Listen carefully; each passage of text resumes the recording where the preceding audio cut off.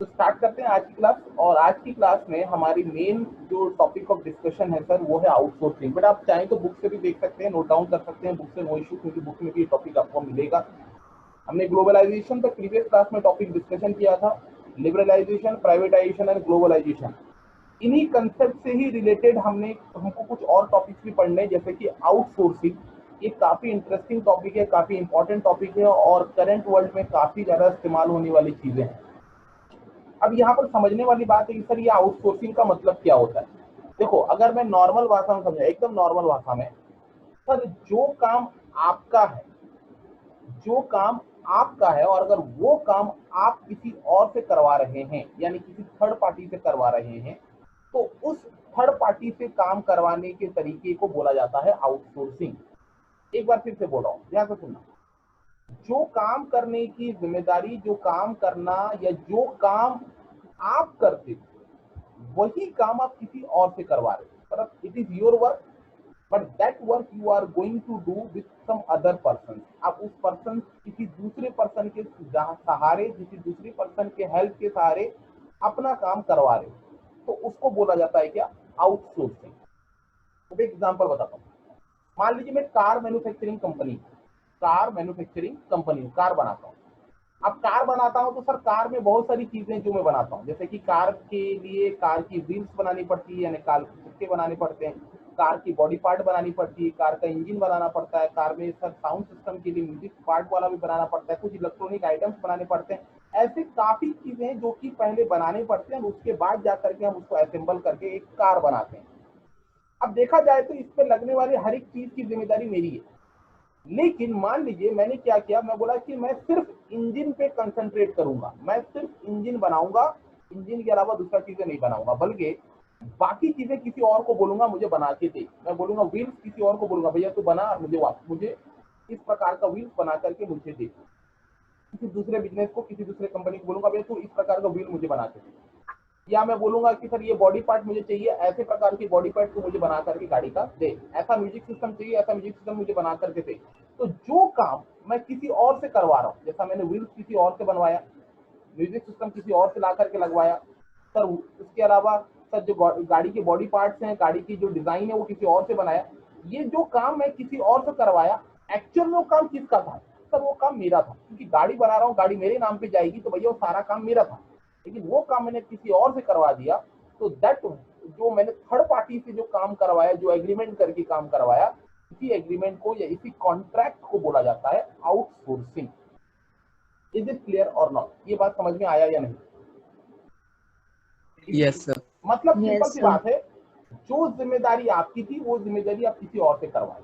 अब सिंपल सी बात है, किसी और से करवाओगे तो फोकट का तो नहीं करवाओगे, उसको चार्जेस दिया जाएगा, उसको पेमेंट दिया जाएगा, है ना। लेकिन आपके सर की जो वर्डन थी काम करने की वो खत्म हो गई। आप किसी और से करवा रहे हो, वो वर्डन जो आपके सर पर था वो खत्म हो गया, और आप सिर्फ और सिर्फ अपने जो सबसे इंपॉर्टेंट काम है, कोर एक्टिविटी, उस पर फोकस कर सकते हैं। जैसे कार में सबसे इंपॉर्टेंट चीज क्या होती है सर? सर सबसे इंपॉर्टेंट चीज होती है उसकी इंजन, क्योंकि इंजन पे ही कार चलता है। बाकी सब चीजें क्या है सर, वो भी इंपॉर्टेंट है, लेकिन अगर मैं कंपेयर करूं इंजन के साथ, तो सर इंजन के मुकाबले ज्यादा इंपॉर्टेंट नहीं। इसीलिए कंपनी जो है वो इंजन पे ज्यादा फोकस कर रही है, उसके इंटरनल पार्ट पे ज्यादा फोकस कर रही है, और आप एक्सटर्नल पार्ट, जो आउटर पार्ट है सर, वो सब चीजें हम क्या कर रहे हैं, बाहर वालों को आउटसोर्स कर दे रहे हैं और बाहर वालों से सामान ले आ रहे हैं। तो ये वो कंसेप्ट है जिसको बोलते हैं outsourcing. Is it clear? Outsourcing का मतलब समझ में आ गया क्या बोला मैं सर? आउटसोर्सिंग का सीधा मतलब है sir contracting out some of its activity to the third party. अब यहाँ ध्यान से देखिए, मैंने बोला सम ऑफ इट्स एक्टिविटी, कुछ हिस्सा। सारा काम आउटसोर्स कर देंगे तो फिर आपका वजूद क्या रहा, आपकी वैल्यू क्या रही? आप अपने काम का कुछ हिस्सा किसी थर्ड पार्टी से करवा रहे हो, तो उसको अपन क्या बोलते हैं सर? आउटसोर्सिंग बोलते हैं। देखो उसके बाद लिखा हुआ है which were earlier perform by the organisation. जो ऑर्गेनाइजेशन कल तक खुद परफॉर्म करता था, वो काम किसी और से वो कंडक्ट करवा रहा है। समझ में आया? समझ में आया? समझ में आया बेटा? अच्छा, अब यहाँ पर देखो कुछ एग्जांपल्स भी है। इसको अगर सिंपल भाषा में समझे तो इसको बोलते हैं sir system of hiring business services. System of hiring, hiring का मतलब होता है भाड़ा में देना। अल्टीमेटली बात एक ही है, काम मेरा है, किसी और से करवा रहा हूँ, मतलब मैंने बोला भैया काम तू कर दे, बदले में मैं तेरे को पैसा दूंगा। हायरिंग मतलब मैं अपना काम किसी और से करवाने की कोशिश कर रहा हूँ। और यहाँ पर खास कर याद देखिए, मैं आपको बता रहा हूँ, ये जो आउटसोर्सिंग है ना बेटा, इसकी जो सबसे ज्यादा यूज कहाँ पर हो रही है सर, वो है कॉल सेंटर। तो क्या बोलते हैं सर, कॉल सेंटर। आप बिजनेस स्टडीज में भी पढ़ेंगे, अगर आप कॉमर्स के स्टूडेंट हैं तो आपने कहीं ना कहीं पढ़ा होगा sir, BPO, business process outsourcing, कहीं ना कहीं पढ़ा होगा सर। पता नहीं मुझे आप लोगों को याद है कि नहीं, कॉमर्स के स्टूडेंट अगर हैं तो आपको पता होगा।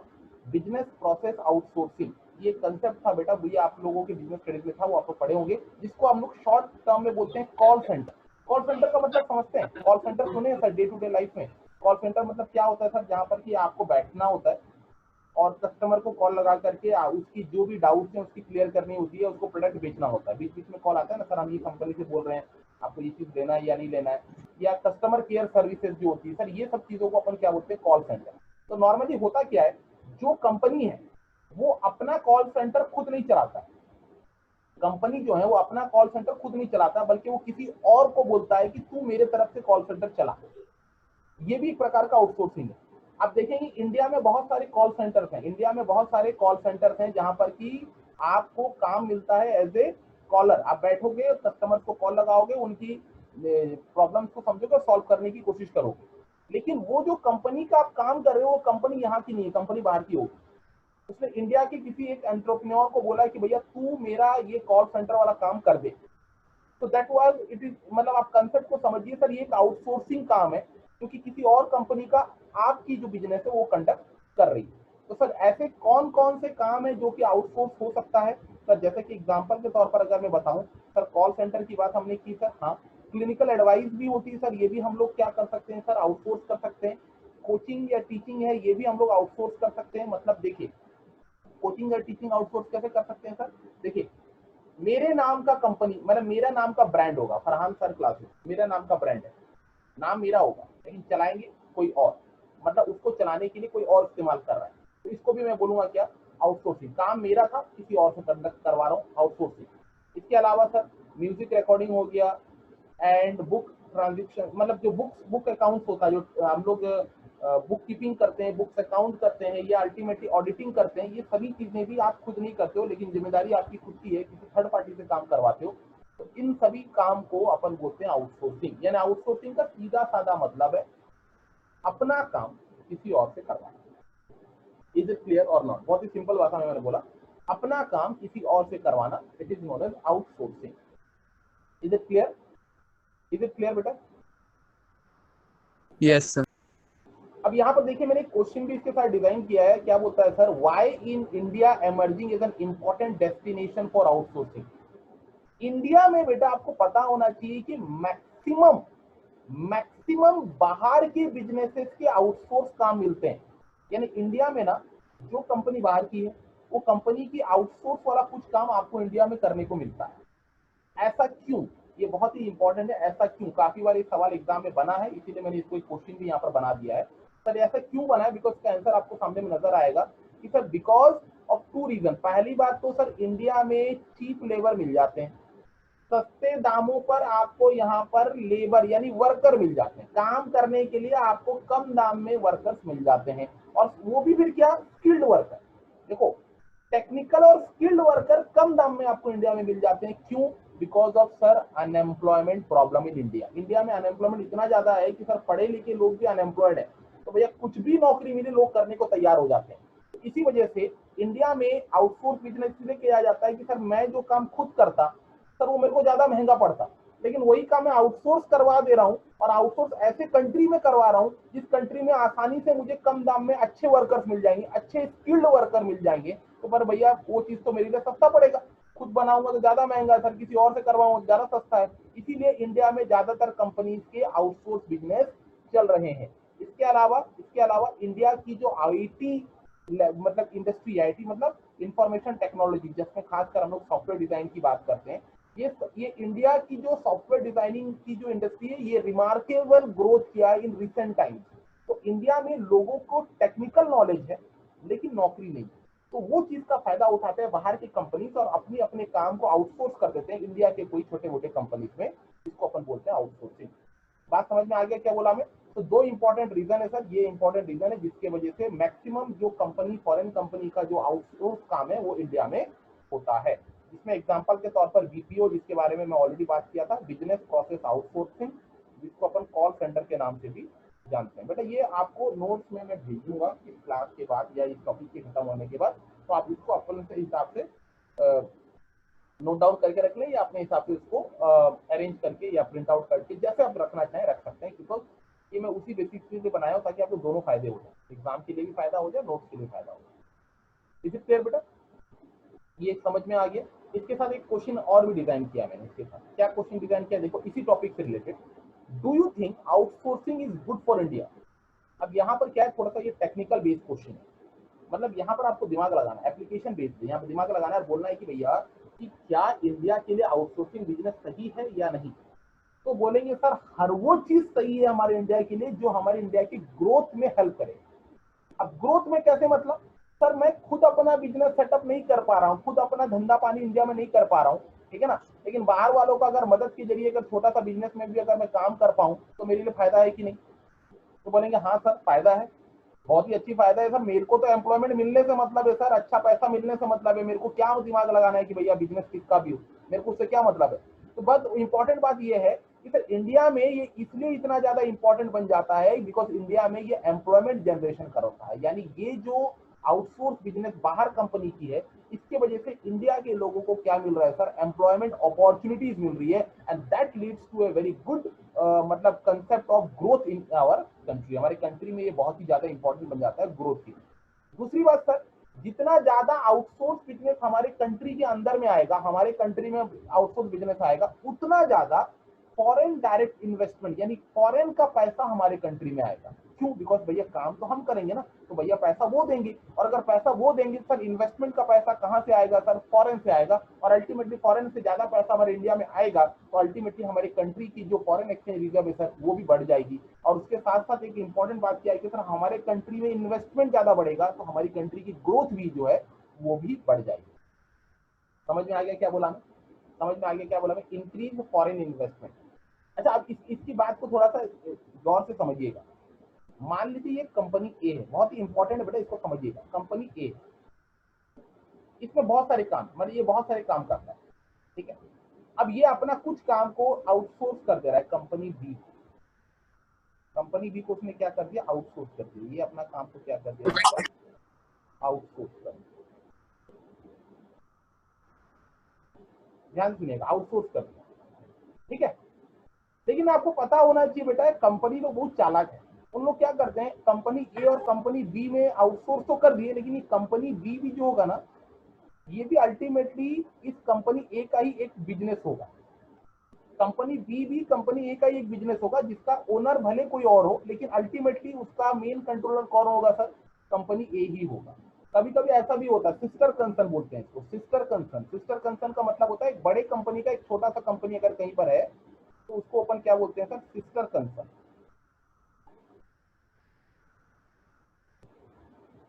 बात समझ में आया?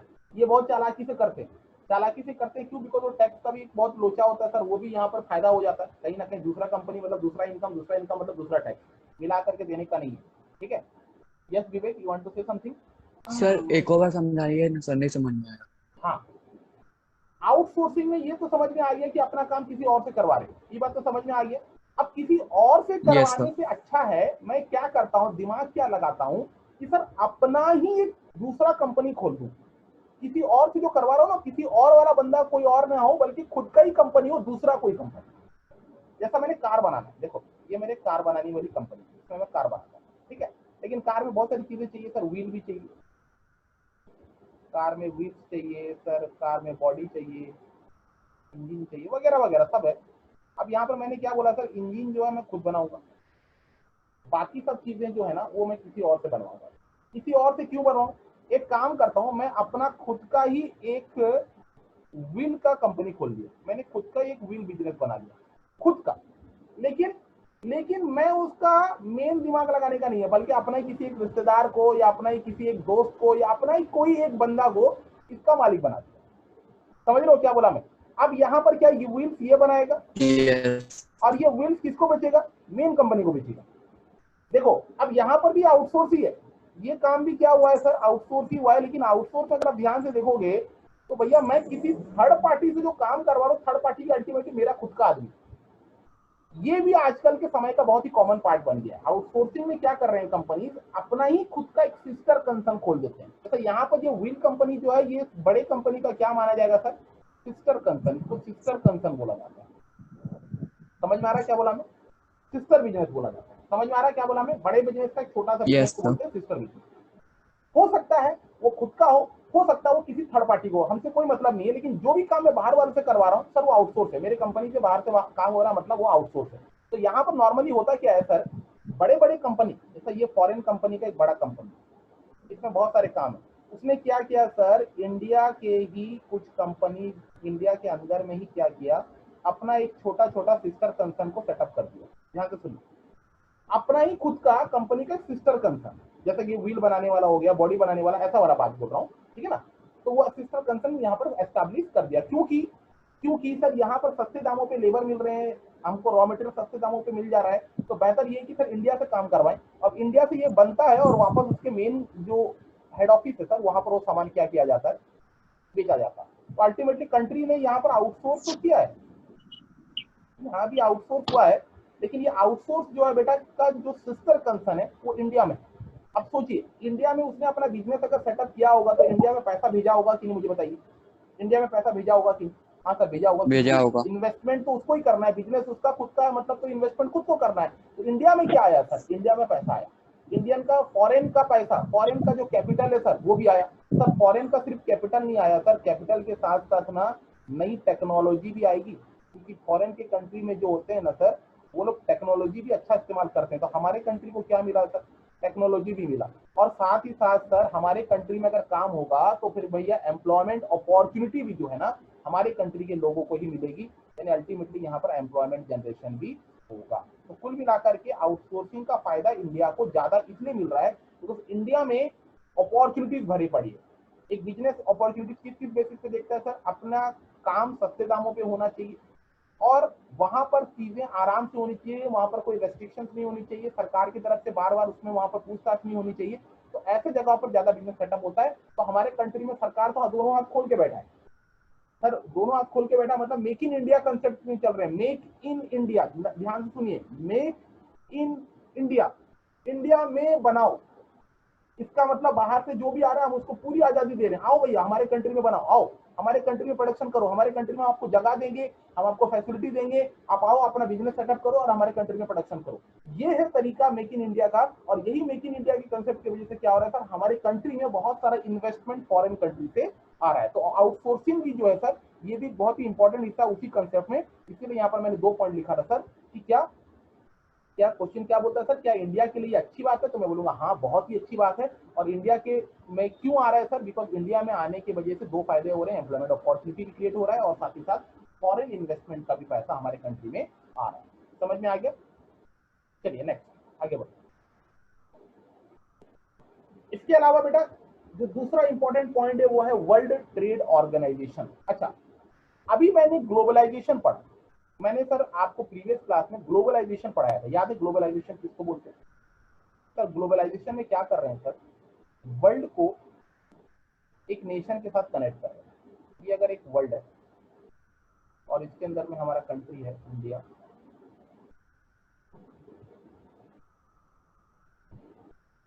ये हमारा कंट्री है। ड्राइंग पे उतना ज्यादा फोकस मत करना क्योंकि मेरे को आता नहीं है ड्राइंग बनाना, फिर भी मैं आप लोगों के लिए बना रहा हूँ, ठीक है। अच्छा, अब यहाँ पर क्या है सर, ये जो पूरा है वर्ल्ड और ये आपका इंडिया, शॉर्ट फॉर्म में लिख रहा हूँ IND, ठीक है। और बाकी जो वर्ल्ड में इंडिया को छोड़ देने के बाद जगह बचता है उसको क्या बोलते हैं, उसको क्या बोलते हैं बेटा, उसको क्या बोलते हैं sir, rest of the world. क्या बोलते हैं बेटा, rest of the world. Rest of the world. अच्छा, अब यहाँ पर लॉजिकल बात यह है कि सर जब हम लोग ग्लोबलाइजेशन कर रहे हैं, मतलब इंडिया को अगर मैं अपना स्टैंडर्ड मानूं और यहाँ से डिस्कशन करूं, तो इंडिया अपना सामान रेस्ट ऑफ द वर्ल्ड में बेच भी रहा है और रेस्ट ऑफ द वर्ल्ड से इंडिया सामान खरीद भी रहा है। यानी ये एक्सपोर्ट भी कर रहा है, यहाँ पर ये एक्सपोर्ट भी कर रहा है और इंपोर्ट भी कर रहा है, ठीक है। इसी प्रकार से हर कंट्री एक कंट्री से दूसरे कंट्री में कुछ एक्सपोर्ट भी कर रहे हैं और जरूरत पड़ने पर दूसरे कंट्री से इंपोर्ट भी कर रहे हैं। अब लॉजिकल बात समझिएगा सर, वर्ल्ड में डिफरेंट कंट्रीज के डिफरेंट नियम कानून है, हर कंट्री का अपना खुद का नियम कानून है। तो भैया हर कंट्री का अपना नियम कानून और दूसरे कंट्री के साथ ट्रेडिंग कर रहा है तो सर उसका अलग अपना नियम कानून। तो सर कानून अगर अलग अलग होगा तो सर ट्रेडिंग में दिक्कत होगा कि नहीं? अगर दो अलग अलग कानून के होगा बेसिस सर। पे ट्रेडिंग अगर होगा दो कंट्रीज के बीच में तो दिक्कत होगा कि नहीं? तो बोलेंगे हाँ दिक्कत होगा। तो सर एक यूनिफॉर्म कानून होना बहुत जरूरी है, एक यूनिफॉर्म नियम कानून या लॉ होना बहुत जरूरी है जिसके बेसिस पे हर कंट्री दूसरे कंट्री के साथ ट्रेडिंग कर सकता है, वही सेम इक्वल कानून के तहत। अब जब कानून होना जरूरी है तो फिर भाई कानून बनाने वाला भी होना जरूरी है। अब कानून बनाएगा कौन? क्या एक कंट्री बोलेगा तू मेरे कानून पे चल तो दूसरा कंट्री बोलेगा तेरे कानून पे मैं क्यों चलूं, तू मेरे कानून पे चल। यानी यहां पर कॉन्फ्लिक्ट पैदा होगा। यानी कोई एक सेंट्रल मीडिएटर बॉडी होना जरूरी है जो कि अपने द्वारा बनाया गया नियम को दोनों लोगों के ऊपर में क्या कर पाए सर, इंप्लीमेंट करवा पाए। जब भी दो कंट्रीज के बीच में ट्रेडिंग हो रहा है, जैसे कंट्री ए और country B, there must be some mediator, एक मीडिएटर बीच में होना जरूरी है जो कि इन दोनों के बीच में ट्रांजेक्शन करवाने में हेल्प करे। और हेल्प करे मतलब ये मीडिएटर ऐसा होना चाहिए सर कि जो भी बोले मीडिएटर वो दोनों लोगों को पसंद आना चाहिए, दोनों लोगों को उसको मानने में कोई दिक्कत नहीं होनी चाहिए। वो नियम कानून जो होता है वो दोनों के लिए सेम होना चाहिए। तो जब ग्लोबलाइजेशन हुआ और ग्लोबलाइजेशन में इस प्रकार की दिक्कत आने लगी कि सर कंट्रीज आपस में ट्रेडिंग कर तो रहे हैं लेकिन सर उसकी कोई यूनिफॉर्म नियम कानून कोड ऑफ कंडक्ट नहीं है, तो इन दैट केस एक ऐसा इंस्टीट्यूशन बनाने की जरूरत पड़ी सर जो कि वर्ल्ड में जो भी कंट्री किसी के साथ ट्रेडिंग कर रहा है उसके ऊपर में नजर रखे और वो नजर रखे और साथ ही साथ उसके लिए नियम कानून भी बनाए। तो ऐसी संस्था जो कि मीडिएटर की तरह रोल प्ले करेगी, ऐसी संस्था का नाम बनाया गया सर क्या, वर्ल्ड ट्रेड ऑर्गेनाइजेशन। ये जो कि हमारे डिस्कशन का मुद्दा है, वर्ल्ड ट्रेड ऑर्गेनाइजेशन। सर ये वर्ल्ड ट्रेड ऑर्गेनाइजेशन क्या है सर? एक ऐसा ऑर्गेनाइजेशन है जो कि दो कंट्रीज के बीच में ट्रांजेक्शन जब होता है तो उसको वो क्या करता है सर, नजर रखता है और साथ ही साथ उस कंट्री में कोशिश करता है कि दोनों के बीच में ट्रांजेक्शन आसानी से हो जाए। तो अल्टीमेटली अगर मैं बोलूं तो ग्लोबलाइजेशन को आसान बनाने के लिए वर्ल्ड ट्रेड ऑर्गेनाइजेशन नाम की संस्था बनाई गई है। समझ में आ गया क्या बोला हमें? World trade organisation. ये वर्ड आपने हालांकि स्कूल लाइफ में भी पढ़ा होगा, आई थिंक क्लास 10th में भी आपके टॉपिक में जरूर होगा, बट फिर भी आप लोगों को पहली बार आप अगर सुन रहे हैं तो भी आपके लोगों के लिए मेरे ख्याल से ये टर्म्स आपको याद रहनी चाहिए। अच्छा इसके अलावा कुछ इंटरेस्टिंग बातें हैं सर इसके रिलेटेड, वो भी समझ लें सर। इंटरेस्टिंग बातें क्या है सर, कुछ नोट्स के बहुत। सबसे पहली बात सर, आप वर्ल्ड ट्रेड ऑर्गेनाइजेशन की बात तभी सुनोगे जब आप उसके मेंबर बनोगे। मतलब हर कंट्रीज को पहले वर्ल्ड ट्रेड ऑर्गेनाइजेशन की मेंबरशिप लेनी पड़ती है। मेंबरशिप लेने का मतलब ये कि भैया मैं एक एग्रीमेंट साइन करूंगा वर्ल्ड ट्रेड ऑर्गेनाइजेशन में जिसमें ये लिखा होगा कि अगर मैं अपने मेंबर कंट्रीज मतलब जो पहले से मेंबर हैं उनके साथ कभी भी डील करता हूं, ट्रेडिंग करता हूं, तो भैया एक यूनिफॉर्म कोड ऑफ कंडक्ट में ही डील करूंगा जो कि ऑलरेडी वर्ल्ड ट्रेड ऑर्गेनाइजेशन ने बना रखा है। मतलब कितना टैक्स चार्ज होगा, दोनों के बीच में कौन कौन सी सर नियम कानून या रेस्ट्रिक्शन फॉलो होंगे, ये सब पहले से लिस्ट में बनाया गया है। अब ये जो लिस्ट में बनाया गया नियम कानून रूल्स है, ये तभी मुझे फॉलो करना कंपलसरी पड़ जाएगा अगर मैं वर्ल्ड ट्रेड ऑर्गेनाइजेशन का मेंबर बन गया। और अगर मेंबर बन गया तो बाकी मेंबर्स जो पहले से उसमें है उनके साथ अगर मैं ट्रेडिंग करना चाहता हूं तो एक ही नियम कानून पे ट्रेडिंग करूंगा। और अगर जो कोई मेंबर नहीं है, जो कंट्री मेंबर नहीं है और उसके साथ ट्रेडिंग कर रहा हूं तो फिर भैया तुम अपने मर्जी से कर सकते हो, उसमें वर्ल्ड ट्रेड ऑर्गेनाइजेशन का कोई लेना देना नहीं। समझ में आ रहा है क्या बोला मैं? यहाँ पर मेंबरशिप इसीलिए ली जाती है कि कंट्रीज का नुकसान हो, जो अंडर डेवलप्ड कंट्रीज हैं, जो डेवलपिंग कंट्रीज है, उनका नुकसान ना हो, इसीलिए ये आपको वर्ल्ड ट्रेड ऑर्गेनाइजेशन बनाया गया ताकि आपको भी वही सेम फायदा मिले जो डेवलप कंट्रीज फायदा उठा रहे। तो अगर मैं देखूं तो सर ये कब बना है सर? 1955 में। ये बहुत इंपॉर्टेंट है। डब्ल्यूटीओ की स्थापना इन द ईयर 1955 में हुई। तो देखिए 1955 मतलब सर हम कौन सी पीरियड में पढ़ रहे हैं? तो हम 1991 के ऑनवर्ड्स के बारे में पढ़ रहे हैं। तो फिर सिंपल सी बात है सर, ये तो उसी टॉपिक का डिस्कशन में आएगा ना। 1991 के ऑनवर्ड्स के बारे में अगर पढ़ रहे हैं तो सिंपल सी बात है सर, ये 1955 जो है सर 1991 के ऑनवर्ड्स के बाद में आता है, इसीलिए इसको जानना जरूरी है सर। ये ग्लोबलाइजेशन का हिस्सा है सर, ये समझ लीजिए। ये पॉइंट जो है सर ग्लोबलाइजेशन का हिस्सा है। जो मैं आउटसोर्सिंग पढ़ाया ये भी ग्लोबलाइजेशन का हिस्सा है। वर्ल्ड ट्रेड ऑर्गेनाइजेशन जो पढ़ा रहा हूँ ये भी ग्लोबलाइजेशन का हिस्सा है, जिसमें अब तक कितने कंट्रीज सर मेंबर हो चुके हैं सर? अगर लेटेस्ट इंफॉर्मेशन मेरे हिसाब से देखूं तो 164 कंट्रीज इसके अभी तक मेंबर हो चुके हैं। 2016 तक की बात है, हो सकता है गूगल में चेक करें तो और ज्यादा मिल जाए। नए बुक में कितना दिया है? नए बुक में कितना दिया बेटा? वर्ल्ड ट्रेड ऑर्गेनाइजेशन में कितने मेंबर्स दिए हैं अब तक? सर 164 164 दिया, तो हम लोग 164 ही रखेंगे बेटा, ठीक है ना।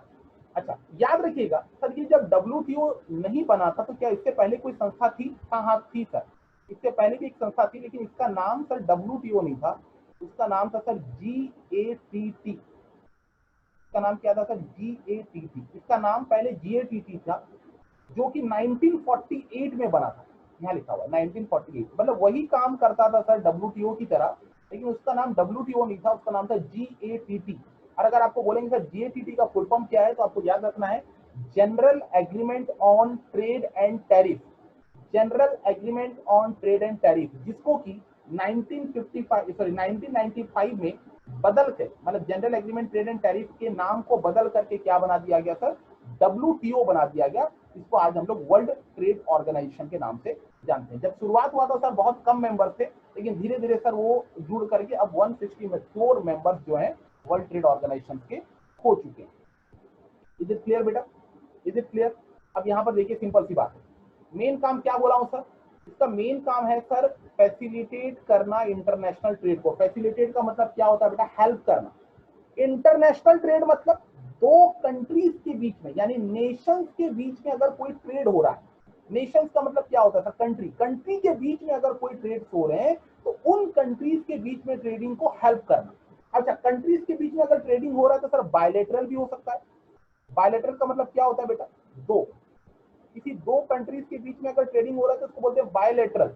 और अगर दो से ज्यादा कंट्रीज आपस में एक साथ ट्रेडिंग कर रहे हैं तो उसको क्या बोलते हैं बेटा? मल्टीलैटरल। क्या बोलते हैं? क्या बोलते हैं? मल्टीलैटरल। मल्टीलैटरल मतलब मोर देन टू, इसको बोलते हैं मोर देन टू। ये मुझे बताने की जरूरत नहीं है, आपको पता होना चाहिए। मोर देन टू कंट्रीज के बीच में अगर आपस में ट्रेडिंग होता है तो उसको मल्टीलैटरल बोलते हैं।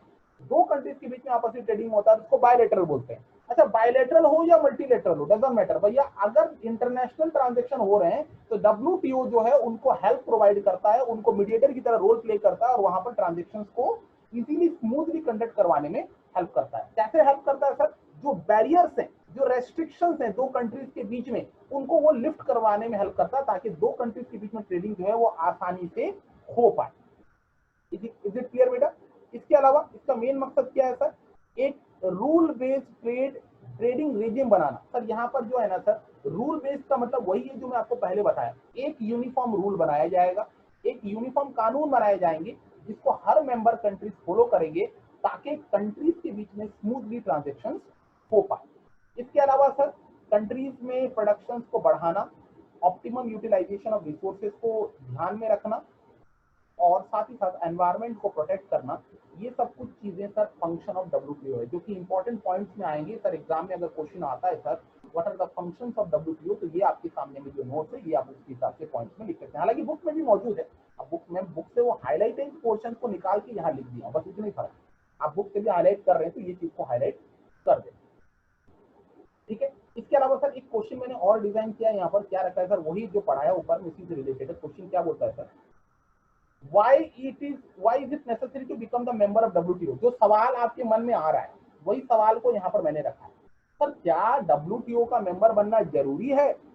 तो मैं बोलूंगा हाँ जरूरी है, क्योंकि अगर मेंबर बनोगे तभी आपको ट्रेडिंग में फायदे मिलेंगे। अदरवाइज अब मेंबर कंट्री नहीं हो और दूसरे मेंबर कंट्री के साथ ट्रांजेक्शन करना चाहते हो तो हो सकता है वो आपसे फायदा भी उठा ले, इसीलिए बहुत जरूरी है। इसका आंसर आप लोग यहाँ पर लिखा हुआ है, लिख लें। देखो लिखा, it is necessary to become the member of WTO। Clear है बेटा? चलो इसके ऊपर में ज्यादा चर्चा नहीं, आपको मिल जाएगा। इसके अलावा इंडिया कब इसका मेंबर बना ये आपको याद रखना है। इंडिया 1 जनवरी,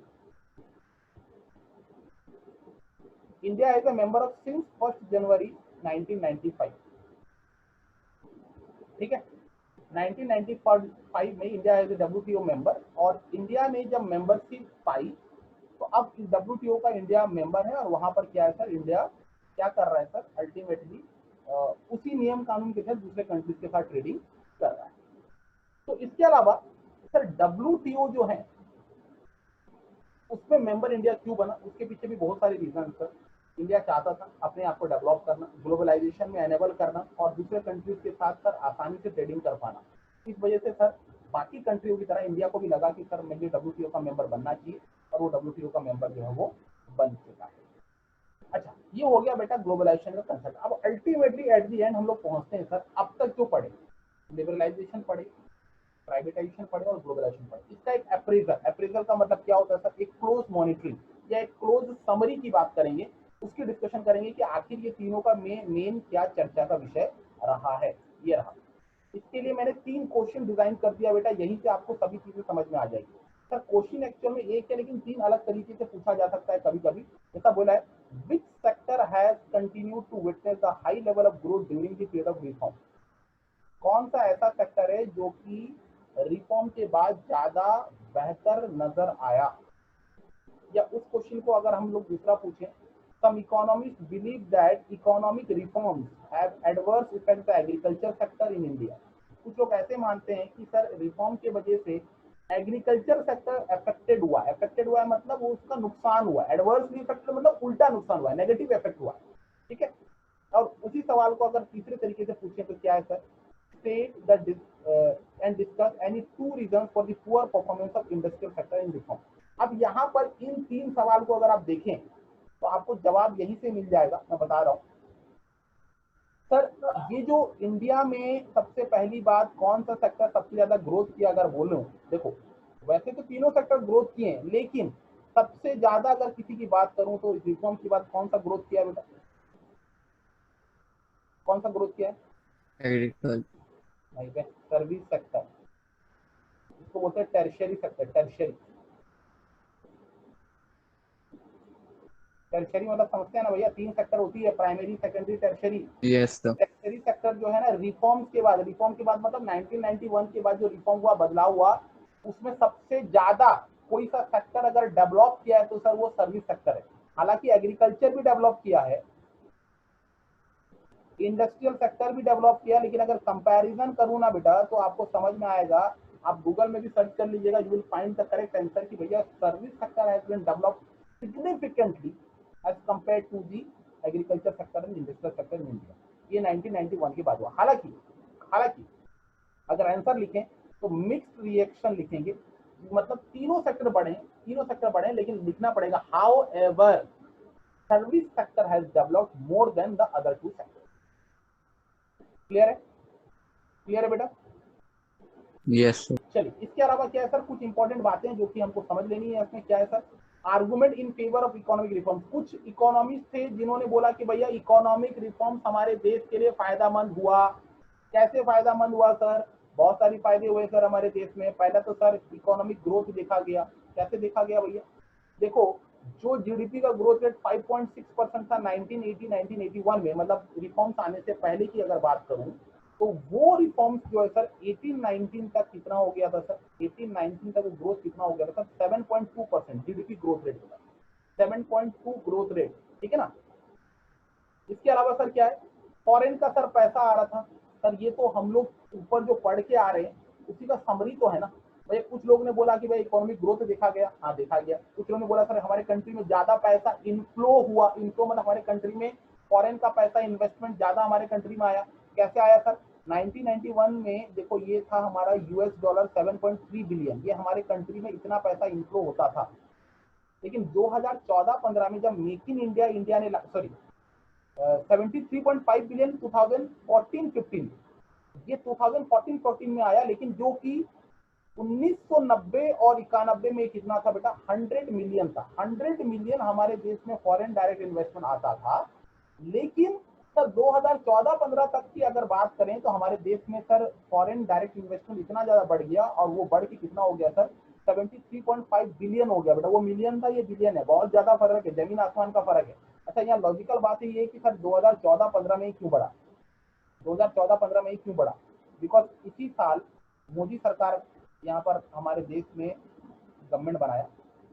आप जानते हैं मोदी सरकार की गवर्नमेंट बनी, और उस मोदी सरकार के गवर्नमेंट में जो सबसे पहला बदलाव किया गया सर, जो सबसे पहला जो नाम बहुत ही जरा चर्चा में आया सर, वो था क्या? Make in India. क्या आया सर?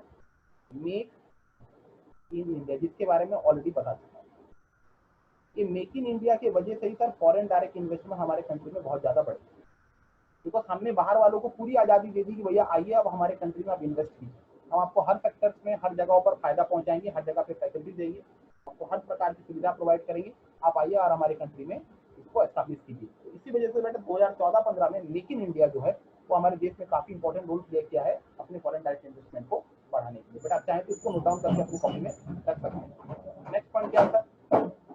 ज्यादा पैसा आएगा तो भैया फॉरेन रिजर्व भी बढ़ेगा, सिंपल सी बात है, फॉरेन एक्सचेंज रिजर्व भी बढ़ गया, सिंपल सी बात है। जो कि याद रखो 1990 में कितना हो गया था? 1990 में हमारा फॉरेन एक्सचेंज रिजर्व कितना हो गया था? कितना हो गया था बेटा? 2 हफ्ता तक का पेमेंट के लिए सिर्फ पैसा बचा हुआ था, याद है आपको जब हमने पढ़ा था सर?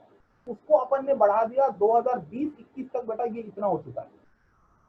पूरा लेटेस्ट इंफॉर्मेशन दे रहा हूँ, 579.346 बिलियन यूएस डॉलर। 1990 में सिर्फ कितना था सर? 6 बिलियन था। अभी कितना हो गया sir? Almost 580 US dollar billion. समझ में आ रहा है? इसके अलावा सर हमारे देश ने एक्सपोर्ट में भी काफी हद तक इंक्रीज किया है, एक्सपोर्ट भी हमारा कंट्री में बहुत ज्यादा बढ़ा है सर। इसके अलावा इन्फ्लेशन को भी जो हमारा प्रॉब्लम था सर उसको हमने कंट्रोल में करने की कोशिश की और कुछ हद तक हमने कंट्रोल कर लिया है। 2020-21 तक इन्फ्लेशन कितना है सर?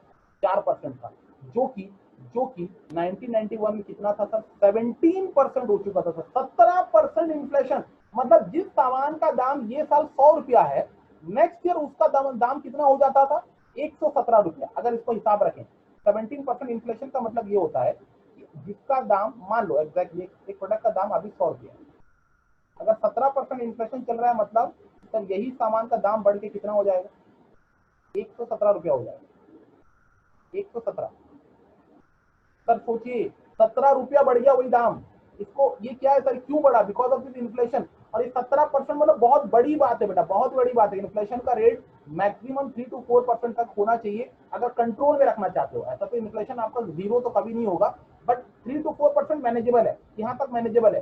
3 to 4% जैसा कि अभी 2020-21 की अगर अपन बात करें, लास्ट ईयर की डेटा की बात करें तो 4% तक हमने कम कर दिया। मतलब सोचो 1991 में 17% था, उसको अपन ने घटा के कितना तक कर दिया सर?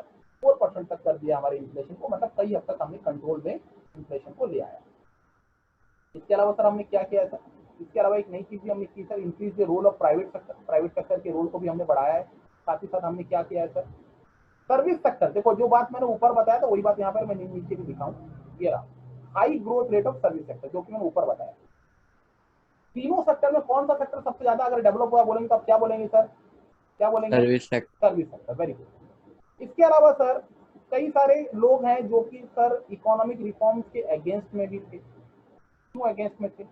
बिकॉज देखो, अगर आप देखोगे, ध्यान से देखोगे बेटा, हमने 1947 से पहले जब परिस्थिति पड़ी थी, हमने एग्रीकल्चर सेक्टर पढ़ा था कि मुझे बताइए, एग्रीकल्चर सेक्टर पढ़ा था या नहीं? तो बोले यहाँ पढ़े थे सर, उसमें एग्रीकल्चर सेक्टर में क्या था क्या नहीं था सब पढ़े थे।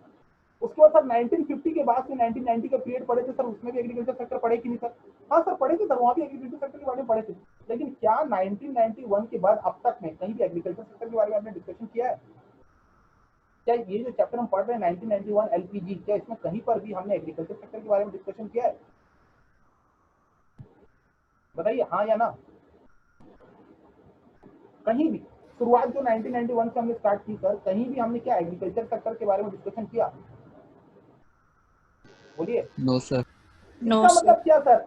जो न्यू इकोनॉमिक पॉलिसी बनी ना बेटा, वो खासकर इंडस्ट्रियल सेक्टर के मद्देनजर बनाई गई। मतलब एग्रीकल्चर सेक्टर पे वो फोकस नहीं रहा जो पहले हुआ करता था। इसीलिए ये बहुत बड़ा एक प्रकार का ड्रॉबैक है न्यू इकोनॉमिक पॉलिसी का, और इसीलिए काफी ज्यादा इसका क्रिटिसिज्म हुआ कि यहाँ पर एग्रीकल्चर सेक्टर को क्या कर दिया गया सर? नेग्लेक्ट किया गया। एग्रीकल्चर सेक्टर पे वो फोकस नहीं आया जो होना चाहिए। ये एक बहुत बड़ा रीजन है। इसके बाद इसके अंदर की थ्योरी जो पढ़ लेंगे। Low level of industrial growth. अच्छा, इंडस्ट्रियल ग्रोथ की बात तो की, इंडस्ट्रियल ग्रोथ स्टार्टिंग टाइम में सर इतना ज्यादा ग्रोथ नहीं किया, इसी वजह से ये low level of industrial growth बोल करके बोला गया। हालांकि वो अब धीरे धीरे बढ़ के बदल चुका है, लेकिन क्योंकि पॉइंट्स में है बोल करके हमको पढ़ना पड़ेगा। इसके अलावा सर अनएम्प्लॉयमेंट इसलिए भी देखा गया कि सर ग्लोबलाइजेशन के वजह से फॉरेन कंट्री का बिजनेस हमारे कंट्री में आया, और हमारे कंट्री में आने के बाद इंडियन बिजनेसमैन के साथ वो कम्पीट किया।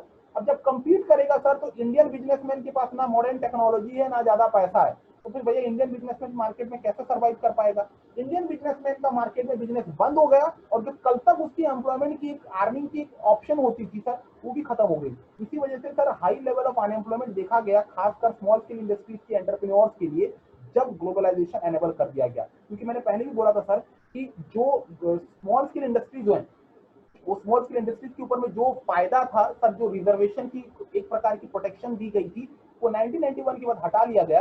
इसकी वजह से क्या हुआ कि सर जो लोग मार्केट में कम्पीट नहीं कर पाए तो वो मार्केट से आउटडेटेड हो गए, और आउटडेटेड होने की वजह से उनकी वजह से भी काफी ज्यादा अनएम्प्लॉयमेंट अपॉर्चुनिटीज यहाँ पर देखने को मिला।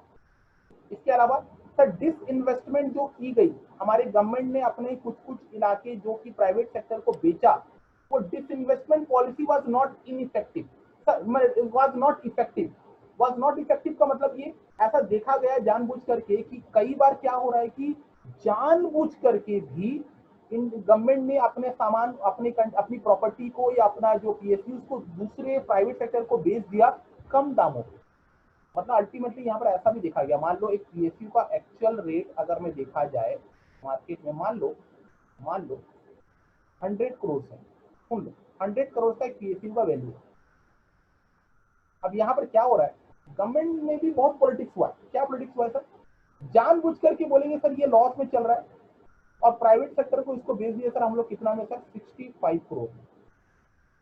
क्यों 65 करोड़ में बेच दी सर? 65 करोड़ में पेपर में लिखा जाएगा 65 करोड़ में बेचा गया, लेकिन एक्चुअल में लिया रहेगा उसको 100 करोड़ से ज्यादा में, और बाकी का जो पैसा है सर वो below the table, below the table मतलब समझ रहे हो, मतलब दिखाया जा रहा है कम दाम में बेचे, लेकिन उसका एक्चुअल रेट जो है सर वो ज्यादा होता था। और वो ज्यादा रेट में क्या होता था सर, पॉलिटिक्स की वजह से क्या हुआ कि बहुत जगहों पर प्राइवेट सेक्टर को चीजें दे तो दी गई, लेकिन जिसका एक्चुअल वैल्यू जितना रियलाइज होना चाहिए था उतना रियलाइज नहीं हो पाया। तो ये एक बहुत बड़ा टेंशन था जिसकी वजह से दिक्कत हुआ। नेक्स्ट है सर ग्लोबलाइज्ड ग्रोथ प्रोसेस, ये अनबैलेंस्ड ग्रोथ की बात करते हैं सर। अनबैलेंस्ड ग्रोथ, हालांकि आपकी बुक में सर नहीं होगा, मैं नए पॉइंट्स डालें, एक बार देख लीजिएगा सर। अनबैलेंस्ड ग्रोथ का मतलब होता है दो अलग अलग सेक्टर्स में इक्वल ग्रोथ नहीं होने पर बोलते हैं अनबैलेंस्ड ग्रोथ, इसको बोलते हैं ग्लोबलाइज्ड ग्रोथ प्रोसेस। किसी सेक्टर में बहुत ज्यादा डेवलप हो रहा है, जैसे कि हमने बोला सर हम सर्विस सेक्टर को बहुत ज्यादा डेवलप कर रहे हैं, इंडस्ट्रियल सेक्टर को बहुत ज्यादा डेवलप कर रहे हैं, लेकिन एग्रीकल्चर सेक्टर को डेवलप नहीं कर रहे हैं, तो ये हो गया अनबैलेंस्ड ग्रोथ। इस अनबैलेंस ग्रोथ का भी नुकसान देखने को मिला हमारे कंट्री में, और इसीलिए काफी लोग इसको क्रिटिसाइज किया। एंड फाइनली एक और एक इंपॉर्टेंट पॉइंट है बेटा, वो है क्या, स्प्रेड ऑफ कंज्यूमरिज्म। आपने कंज्यूमर को बोला कि आप बाप हो, कंज्यूमर प्रोटेक्शन एक्ट ले आया आपने। कंज्यूमर प्रोटेक्शन एक्ट में क्या बोला, कंज्यूमर आप जो बोलोगे वही होगा, मार्केट में आप जो बोलोगे वही होगा, प्रोड्यूसर का कुछ नहीं चलेगा, जो कंज्यूमर बोलेगा वही होगा। कंज्यूमर प्रोटेक्शन एक्ट आ गया सर। अब कंज्यूमर प्रोटेक्शन एक्ट जब आ गया तो भैया कंज्यूमर लोग अपनी राइट्स का गलत फायदा भी तो उठाएंगे। अगर मैं बोलूंगा जो तुम बोलोगे वही होगा, तो फिर भैया कंज्यूमर क्या करेगा, अपना राइट्स का गलत फायदा भी तो उठा सकता है ना, बार बार प्रोड्यूसर को परेशान करेगा। तो ये भी दिक्कत है कि ज्यादा कंज्यूमरिज्म, ज्यादा कंज्यूमर को इंपॉर्टेंस देना भी सही नहीं है। ऐसा मानना था बहुत सारे इकोनॉमिस्ट लोगों का कि भैया कंज्यूमर को इंपॉर्टेंस दो, लेकिन उन्हीं को बाप बना देना, उन्हीं को राजा बना देना, उन्हीं को किंग बना देना, ये सही नहीं है इकोनॉमी में। और इसी वजह से यहाँ पर दिक्कत जो है आई, और यही वो पॉइंट है जिसकी वजह से ये कुछ कुल मिलाकर के 6 ऐसे पॉइंट है जिसमें कि हम बोल सकते हैं कि इकोनॉमी में खासकर एलपीजी का सही जो है वो फायदा नहीं हो पाया। एक कुछ इकोनॉमिस्ट लोगों का मानना, कुछ फायदा भी है कुछ नुकसान भी। ठीक है बेटा, समझ में आ गया क्या बोला हमें? तो कुल मिलाकर के आज हमने जो डिस्कशन की उसमें 3 चीजों की डिस्कशन की सर। सबसे पहले तो हमने डिस्कशन किया आउटसोर्सिंग का, दूसरा डिस्कशन हमने किया सर किस चीज का, सर हमने डिस्कशन किया वर्ल्ड ट्रेड ऑर्गेनाइजेशन का, और तीसरा हमने किया सर ये जो एलपीजी की पॉलिसी थी इसका एक अप्रेजल जानने की कोशिश की, इसका एक क्लोज मॉनिटरिंग समरी जानने की कोशिश की, और साथ ही साथ इस एलपीजी पॉलिसी की 2 इंपॉर्टेंट हेड्स भी जाने, कितने लोग इसके फेवर में थे और कौन कौन लोग जो थे वो इसके अगेंस्ट में थे, और फेवर की पॉइंट्स क्या थी और अगेंस्ट के पॉइंट क्या। इज इट ओके बेटा, इज इट ओके?